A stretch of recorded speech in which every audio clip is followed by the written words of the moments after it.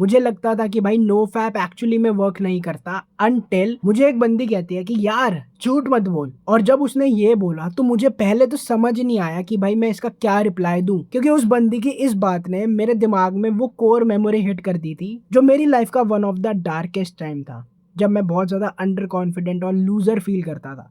चलो मैं तुम्हें पूरी कहानी बताता हूँ। मैं अपने जिम में वर्कआउट कर रहा था और मैं तब देखता हूँ कि एक बहुत ज्यादा हॉट बंदी जिम में आती है। लाइक आई स्वेयर भाई, अभी तक की मैंने शायद उससे हॉट बंदी अपनी लाइफ में नहीं देखी। शी वॉज फकिंग 10 on 10, ठीक है। तो मेरे को याद है, मैं भाई क्योंकि मैं उस टाइम पे बहुत अच्छा नो फैप फॉलो कर रहा हूँ, मैं ज़्यादा ओवर थिंक नहीं करता, मैं उससे बात करता हूँ, हमारी हाय हेलो होना स्टार्ट हो जाती है और थोड़े दिन हमारी रेगुलर रोज़ बात होने लग जाती है। और बातों के बीच में मेरे को याद है मैं ना थोड़ा सा उसको बताता हूँ अपने बारे में कि यार मैं ना पता स्कूल लाइफ में बहुत ज़्यादा अंडर कॉन्फिडेंट था, और ना वो एकदम से मेरे को ऐसे ऐसे लुक देती है। लाइक लिटरली वो मेरे को सीधा कहती है कि यार झूठ मत बोल, you look confident all the time. और मेरे को याद है ये हमारी एक बारी टेक्स्ट पे भी बात हुई थी, उसने उस टाइम भी मेरे को ये सेम चीज़ ही बोली थी। और तब मेरे को एकदम से मेरे दिमाग में ना वो हिट होता है वो स्विच कि यार भाई मैं तो लाइक लिटरली मैंने तो उसको सच्ची बात बताई, मैंने कोई झूठ तो बोला नहीं, इसको ऐसा क्यों लगा। तब मेरे को एकदम से रियलाइज़ हुआ कि भाई अब मैं शायद वो बंदा बन चुका हूँ कि अब लोगों को यकीन ही नहीं हो रहा कि एक टाइम पे ये बंदा अंडर कॉन्फिडेंट भी हो सकता है। और तब भाई जो नोफैप को लेके मेरा ओपिनियन था ना वो पूरा चेंज हो गया। तब मेरे को लग रहा था कि भाई ये मैजिक की तरह काम कर रहा है। लेकिन नोफैप उस तरीके से वर्क नहीं करता जिस तरीके से मेजॉरिटी लोग सोचते हैं। आई नो तुम्हें लगता है कि भाई नोफैप फॉलो करके मैजिकली लड़कियां हमारा कोई ऑरा सेंस कर लेती हैं या उनको लगता है कि हम अट्रैक्ट, भाई ऐसा कुछ नहीं होता। Let me be very fucking honest with you, ऐसा कुछ नहीं होता। मैं तुम्हें बताता हूँ नो फैप एक्चुअली वर्क कैसे करता है।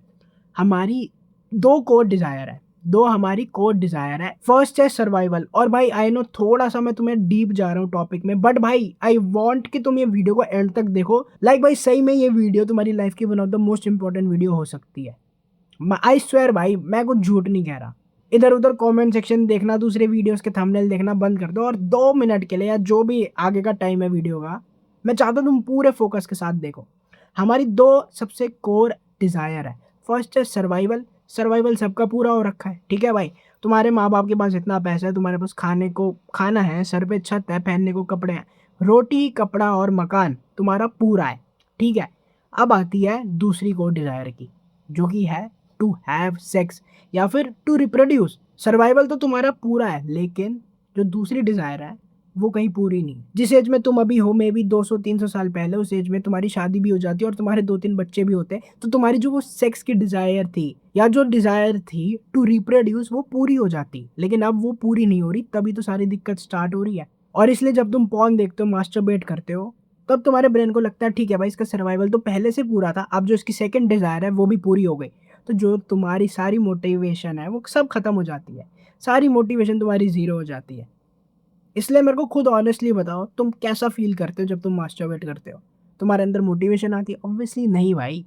जब तुम्हारे ब्रेन को लगता है इसकी दो जो मेन डिज़ायर है वो पूरी हो गई है, तो इसको और काम ही क्यों करना और इसको मोटिवेट ही क्यों करना, इसने तो सब अचीव कर लिया बायोलॉजी लेवल पे। इसलिए तुम बहुत ज़्यादा लेजी और अनमोटिवेटेड फील करते हो। लेकिन तुम्हारे ब्रेन को सबकॉन्शियसली तो पता है ना कि जो ये सेकंड डिज़ायर है ये पूरी नहीं हो रही भाई, तुम सेक्स नहीं कर रहे, इनफैक्ट तुम्हारी लाइफ में लड़कियां नहीं है, तुमने हाथ भी नहीं मिलाया लड़कियों से, 2-3 साल हो गए, तुम लड़कियों से बात नहीं कर पाते। और ये बैक ऑफ द माइंड में तुम्हें पता चल जाता है कि भाई मैं इतना लूजर हूँ, तुम ये बोल नहीं रहे हो, ठीक है। हो सकता है तुम बोलो भाई कौन सी बड़ी बात है, सब करते हैं, मैंने कर लिया तो कौन सी बड़ी बात हो गई, प्राउड गूनर है ना। बट भाई तुम्हारे ब्रेन को सबकॉन्शियसली पता है कि जो तुम कर रहे हो वो रियल नहीं है, वो फेक प्लेजर है। और जब तुम इसको बहुत सालों तक करते हो, रोज करते हो ना, तब तुम्हारे अंदर एक गिल्ट भरता है। फिर तुम अंडर कॉन्फिडेंट फील करते हो। फिर तुम देखते हो कि भाई लड़कियां, बाकी लड़कों को तो लड़कियां मिल रही हैं जो अट्रैक्टिव है, फिर तुम उनसे जेलस फील करते हो। और फिर ये जो नेगेटिव साइकिल का लूप है ना, तुम इसमें फंस जाते हो। और फिर जब तुम किसी इवेंट पे जाते हो, बाहर जाते हो, तब तुम अंडर कॉन्फिडेंट एक्ट करते हो और लड़की से बात नहीं कर पाते।